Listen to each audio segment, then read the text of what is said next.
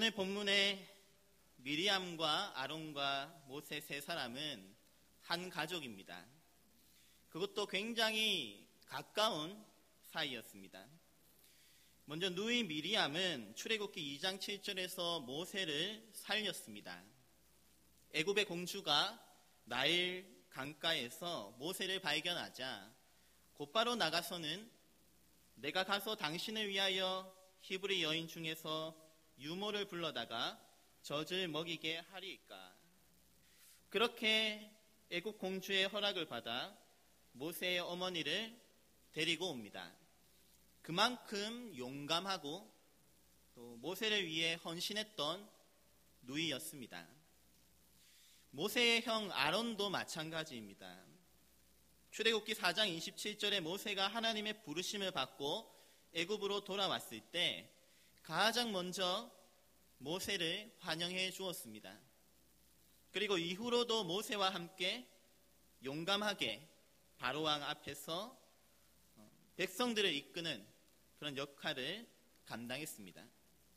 나아가 출애굽 이후로 아론은 제사장으로 부름을 받았고 누이 미리암은 출애굽기 15장 20절에 선지자로 세워졌습니다.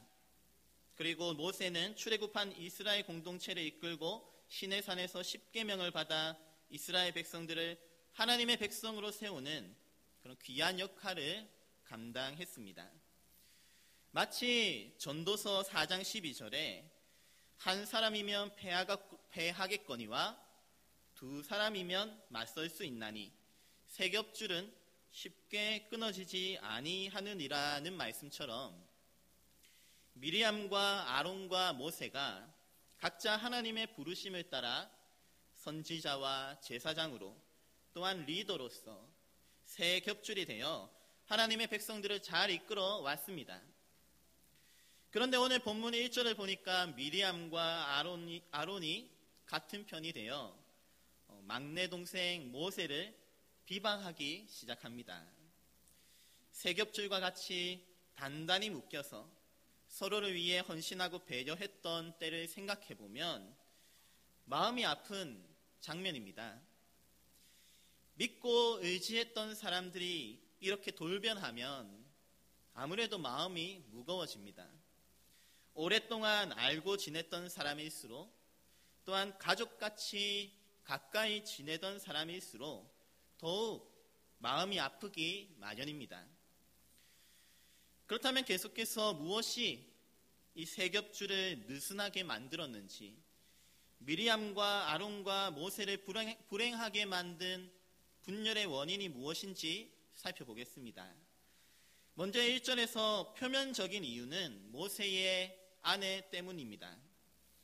미리암과 아론이 모세의 결혼을 비난합니다. 모세의 아내가 이스라엘 사람이 아니라 구스 여인, 이방인이었기 때문입니다. 여기서 구스 여인이 누구인지에 대해서는 대략 두 가지 견해가 있습니다. 첫 번째로는 출애굽기 2장에 등장하는 모세의 아내 십보라는 미디안 출신이기 때문에 구스 여인은 두 번째 아내일 것이다 라는 견해가 있습니다. 그리고 두 번째는 하박국 3장 7절에 같은 뜻의 문장을 다르게 표현하는 히브리 그 병행법에 따라 구스와 미디안을 같은 지명이거나 연관된 지명일 것으로 보고 모세의 아내 십보라가 미디안 출신이면서 동시에 구스 여인, 에디오피아 여인일 것이라고 보는 견해입니다. 저는 개인적으로 종교개혁자 칼빈의 민수기 주석에 나온 견해에 따라 두 번째 견해, 구스 여인이 십보라와 동일한 인물이라고 봅니다. 앞서 출애굽기 4장 24절을 보시면 모세가 애굽으로 돌아갈 때 하나님께서 모세를 죽이려고 하는 장면이 나옵니다. 그런데 25절에 모세의 아내 십보라가 돌칼을 가져다가 그의 아들에게 할례를 행하자 비로소 여호와께서 모세를 놓아주십니다. 다시 말해 모세는 이방인처럼 하나님께서 약속하신 할례의 언약을 가볍게 여겼지만 그의 아내 십보라는 하나님의 언약 백성과 같이 하나님의 뜻대로 할례를 행했습니다. 그래서 하나님께서는 모세를 살려주셨고 십보라는 이방 여인임에도 불구하고 이 과정을 통해 이미 하나님의 백성이 되었습니다. 왜냐하면 하나님께서는 구약 시대에도 혈통이 아니라 신약 시대와 동일하게 약속의 말씀을 따라 그의 언약을 따라 사람을 구원하시기 때문입니다. 그리고 십보라는 잠시 출애굽 이집트에서 고향으로 돌아갔다가 출애굽기 18장에 다시 모세의 곁으로 돌아와서 하나님의 백성들과 함께 십계명의 말씀을 받고 그렇게 살았습니다. 그 후 민수기 1장 1절을 보시면 이때가 아직 출애굽한 지 두 번째 해, 그러니까 1년밖에 되지 않았을 때였습니다. 그러므로 아직 광야 생활 40년이 시작되기도 전에 그 짧은 시간에 십보라가 죽었다든지 모세가 새로운 아내를 맞이했다고 보기는 어렵습니다. 그런 의미에서 칼빈도 동일하게 이 두 번째 아내가 아니라 십보라가 동일하게 구스 여인이다 이렇게 보고 있습니다. 이렇게 보면 미리암과 아론이 모세의 아내 십보라의 혈통을 두고 비난하는 것은 너무 지나치다는 생각이 듭니다. 왜냐하면 그녀는 이미 함께 출애굽을 경험했고 하나님께서도 그의 믿음을 보시고 그의 순종을 보시고 약속의 말씀에 따라 그녀를 구원하여 하나님의 백성으로 받아주셨기 때문입니다. 그래서 하나님께서는 오늘 본문 이후에도 모세가 구스 여인 십보라와 결혼한 사실 때문에 모세를 정죄하거나 책망하지 않으십니다. 이미 이 십보라는 믿음과 순종으로 구원받은 백성이 되었기 때문입니다. 오히려 하나님의 뜻을 왜곡하고 오해한 사람은 미리암과 아론이었습니다. 따라서 그들이 내세운 표면적인 이유, 모세가 구스 여인과 결혼했다는 데 대해서 비난했다는 것, 그 표면적인 이유는 다소 의심스럽습니다. 무언가 그 뒤에 감추어진 이유가 있어 보입니다. 그 이유, 그들의 내면에 숨겨진 진짜 이유는 2절에 다음과 같습니다. 그들이 이르되 여호와께서 모세와만 말씀하셨느냐, 우리와도 말씀하지 아니하셨느냐 하매. 보통 사람들이 아무리 숨기려고 해도 결국 그 사람의 말에서 속마음이 다 드러나곤 합니다. 비난할 때는 다 그럴 만한 표면적인 이유와 명분이 있지만 그 속에는 여호와께서 모세와만 말씀하셨느냐, 우리와도 말씀하지 아니하셨느냐, 나도 너만큼은 하나님과 가까운 사이다, 나도 너만큼은 된다라는 어떤 우월의식과 경쟁심, 시기와 질투가 담겨 있습니다. 보통 누군가를 비방한다든지 지적하는 행동은 주로 내가 더 낫다는, 당신보다 내가 더 나으니까 충분히 지적하고 또 비방하고 가르칠 만한 자격이 있다, 이런 우월감에서 나온다고 합니다. 그리고 이런 우월감의 표현은 인신공격이나 또 학위에 대한 집착, 지위에 대한 욕심, 과도한 관계 형성 등 다양한 형태로 나타날 수 있다고 합니다. 그리고 무엇보다 이런 사람들의 근원에는 대체로 낮은 자존감과 열등감이 자리 잡고 있을 가능성이 크다라고 누군가 SNS에 써놓은 글을 보았습니다. 사실 오늘 2절 안에는 하나님께서 모세와만 말씀하시고 자신은 소외되는 것처럼 보이는 데서 오는 어떤 열등감, 우리와도 말씀하신다고 내세우고 싶은 낮은 자존감에서 나오는 말입니다. 평소에 하나님과 깊이 만나고 스스로 하나님께서 세우신 사람임을 확신하는 자존감이 있다면 이런 말을 할 이유도 없고 굳이 모세를 비방하지 않더라도 모세의 아내를 지적하지 않더라도 행복하게 사역했을 것이고 모세와도 잘 지냈을 겁니다. 이렇게 각을 세울 이유가 없습니다. 오늘 본문의 중요한 포인트는 미리암과 아론에 대한 하나님의 반응과 또한 모세의 반응입니다. 2절에 보시면 여호와께서 이 말을 들으셨더라. 하나님께서 들으시고는 뒤에 4절에 여호와께서 갑자기 모세와 아론과 미리암에게 너희 세 사람은 회막으로 나아오라. 그리고 5절에 특별히 아론과 미리암을 부르셔서는 6절에 이르시되 내 말을 들으라. 너희 중에 선지자가 있으면 나 여호와가 환상으로 나를 그에게 알리기도 하고 꿈으로 그와 말을 하기도 하거니와. 7절 내 종 모세와는 그렇지 아니하니. 이어서 8절에 그와는 내가 대면하여 명백히 말하고 은밀한 말로 하지 아니하며 그는 또 여호와의 형상을 보거늘 너희가 어찌하여 내 종 모세를 비방하기를 두려워하지 아니하느냐 말씀하시고는 9절에 하나님께서 그들을 향하여 진노하셨다고 합니다. 진노하시고는 떠나십니다. 그러자 미리암은 이후에 나병에 걸리고 말았습니다. 아마도 아론은 제사장이기 때문에 그냥 두셨을 겁니다. 그래서 11절에 아론이 모세에게 다가가서 중재합니다.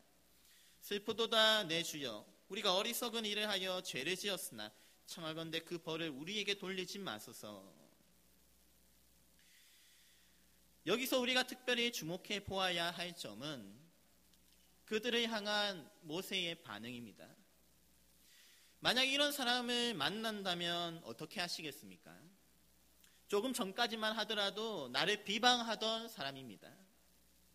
이스라엘의 지도자로서 전혀 문제가 되지 않는 부분도 그들은 문제로 만들어 보였습니다. 그것도 가장 가까이 지내던 사람들이, 내가 믿었던 사람들, 내가 의지했던 사람이 한순간에 돌아서서 칼을 겨누고 사람들 앞에서 모욕을 주었습니다. 어떻게 하는 게 좋겠습니까?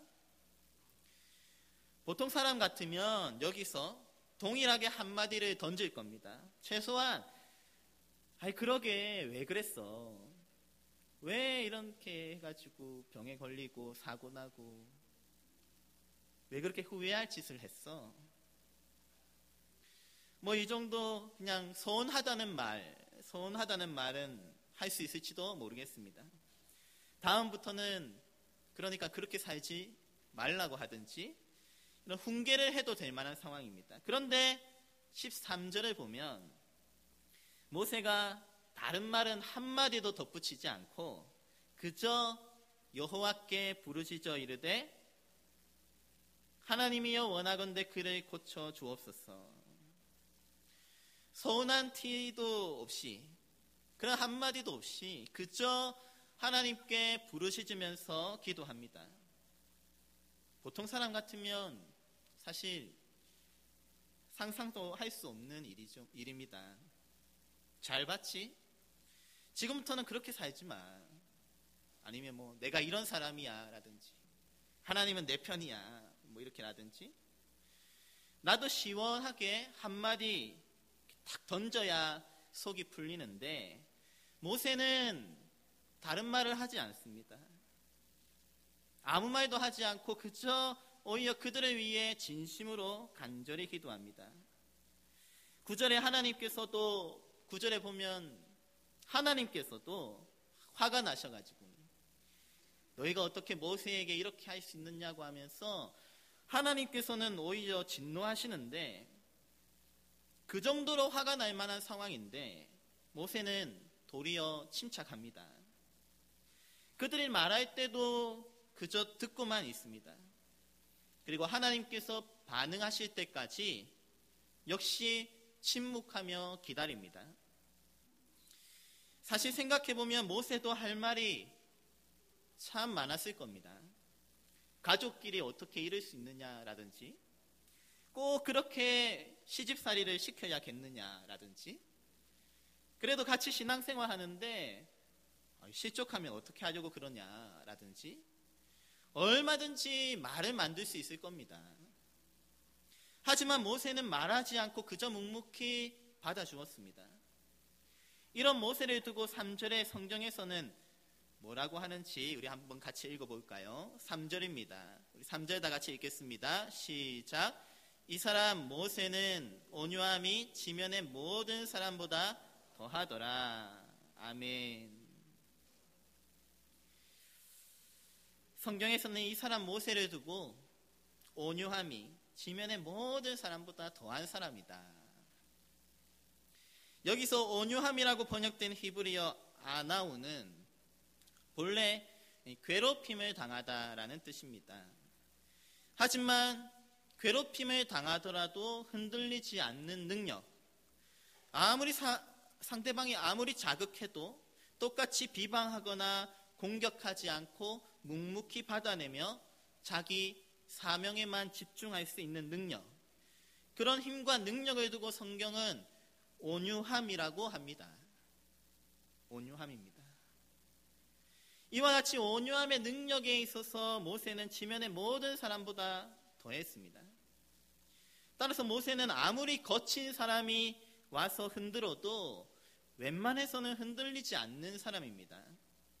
주위에서 자존심을 건드리고 모욕을 주는데도 눈 하나 깜짝하지 않는 사람, 오히려 그 사람을 위해서 기도해 줄 수 있는 사람, 기도하는 사람, 온유함에 있어서는 보통 사람이 아닙니다. 사실 어떤 면에서 이런 사람이 제일 무서운 사람입니다.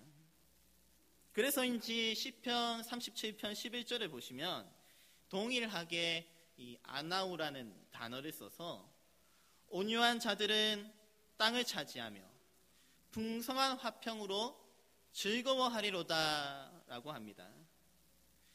보통은 흔히 알렉산더 대왕이라든지 칭기스칸이라든지 이렇게 야망이 있고 공격적이고 땅을 차지하기 위해서라면 수단과 방법을 가리지 않는 사람, 냉철하고 심지어 잔인하기까지 한 사람들이 대부분 땅을 차지하리라고 생각하곤 합니다.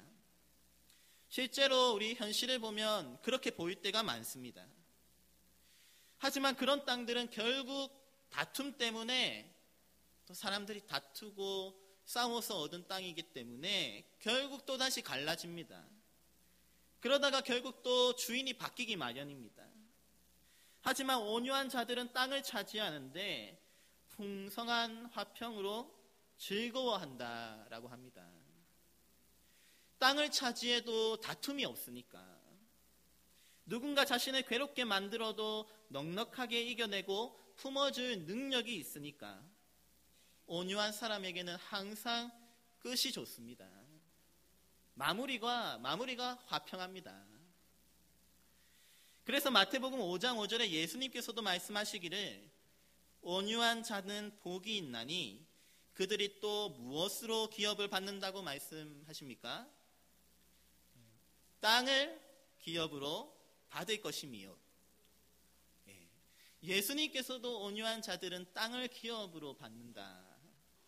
심지어 마태복음 11장 29절에 보시면 예수님께서도 나는 마음이 온유하고 겸손하니 이렇게 말씀하십니다.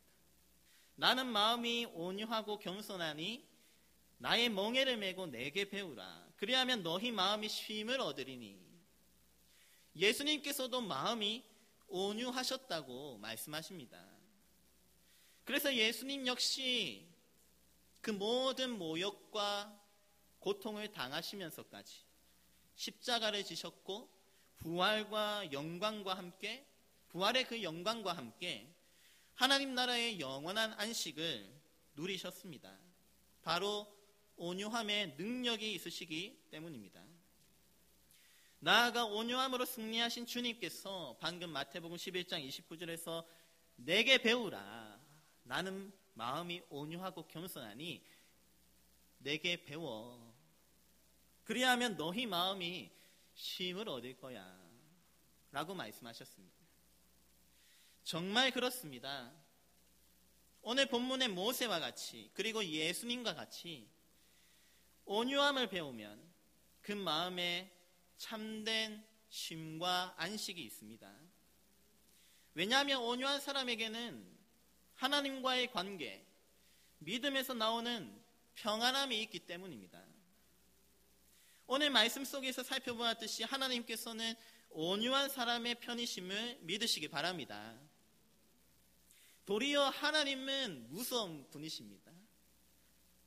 모세는 온유한데 하나님은 엄청 무섭고 화를 내시고 미리암과 아론을 향해서 분노하십니다. 그렇기에 모세는 묵묵히 받아내며 침묵할 수 있습니다. 이런 하나님을 믿기 때문에, 그런 믿음이 있기 때문에 그는 온유할 수 있습니다. 바로 온유함이 곧 믿음이기 때문입니다. 하나님께 맡겨드리는 믿음이 있기에 그에게는 그런 믿음에서 나오는 평안함이 있습니다. 하나님께서 심판하실 거야.